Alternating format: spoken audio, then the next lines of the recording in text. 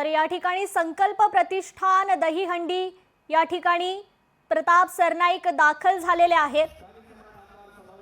या ठिकाणी प्रतिष्ठान संकल्प मित्रमंडळ यांच्याकडून दहीहंडी उत्सवाचं आयोजन करण्यात आलेलं आहे। स्वतः प्रताप सरनाईक त्या ठिकाणी आता दाखल झालेले आहेत। यानंतर गोविंदा पथक मानवी मनोरे रचत अनोखी अशी सलामी या ठिकाणी देतील। तर उंच मानवी मनोरे रचण्यासाठी आता गोविंद पथक या ठिकाणी दाखल झालेले आहेत। त्यासोबतच संकल्प प्रतिष्ठान दहीहंडी उत्सवाला आता प्रताप सरनाईक यांनी देखील हजेरी लावलेली आहे। या ठिकाणी ते दाखल झालेले आहेत। त्यांचे या ठिकाणी स्वागत करण्यात येत आहे। आज राज्यभरात दहीहंडीचा उत्साह पाहायला मिळतोय।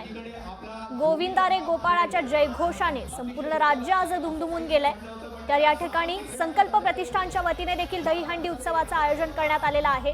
प्रताप सरनाईक त्या ठिकाणी आता दाखल झालेले आहेत। यानंतर आता गोविंदा पथकांकडून मानवी मनोरे रचत अनोखी अशी सलामी या ठिकाणी देण्यात येईल। दहीहंडीचा उत्साह या ठिकाणी जल्लोषात साजरा करण्यात येईल।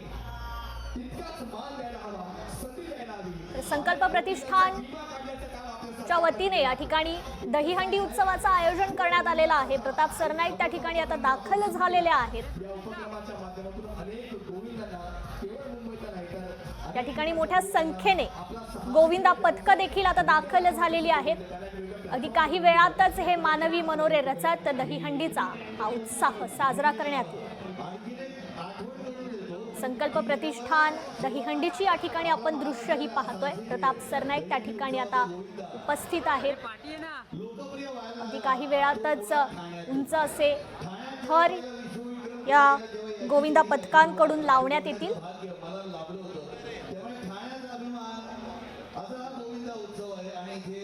महाराष्ट्र राज्य शासनाचे लाडके परिवहन मंत्री आदरणीय प्रतापजी नाईक यांचं इथे आगमन झालेलं आहे। आपण प्रधानजींकडनं मार्गदर्शनाचे बोल ऐकणार आहोत। माझे अतिशय जवळचे सहकारी मित्र आणि ठाण्यातील लोकप्रिय आमदार श्री रवींद्र फाटक यांच्या माध्यमातून गेल्या अनेक वर्षापासून संकल्प प्रतिष्ठानची ही दहीहंडी पूर्ण देशामध्ये परिचित आहे। अनेक मित्र या ठिकाणी नोंदले गेलेले आहेत आणि रघुनाथ नगरची हंडी म्हणजे एक ठाण्याची शान आहे। धर्मवीर आनंद दिघे साहेबांना आम्हाला जे मार्गदर्शन केलं आणि त्या मार्गदर्शनाच्या माध्यमातून तेली नाक्याची हंडी आधी चालू झाली आणि नंतर आमच्या सगळ्या दहीहंड्या या ठाण्यात चालू झाल्या आणि प्रामुख्यानं पूर्ण महाराष्ट्रातून आणि मुंबई ठाण्याचे गोविंदा पथक या ठिकाणी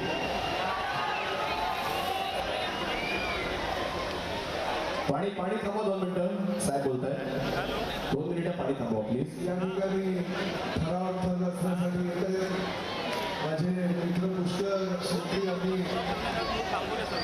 जी माहिती दिली ती माहिती वस्तुस्थिती सुसंगत आहे की ठाणं हा दहीहंडीचा एक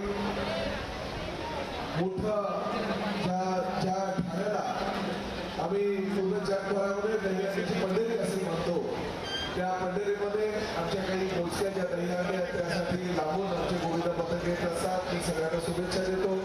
फक्त एकच आवाहन करतो की सुरक्षिततेच्या दृष्टिकोनातून जेवढी उपाययोजना आपल्या गोविंदा पथकाच्या माध्यमातून करता येईल तेवढी सगळ्या गोविंदाच्या या पथकाला करावं, जेणेकरून एकही अपघात होणार नाही। आणि दुसरं लोकशाही मराठी ऐका, पहा, जागरूक रहा।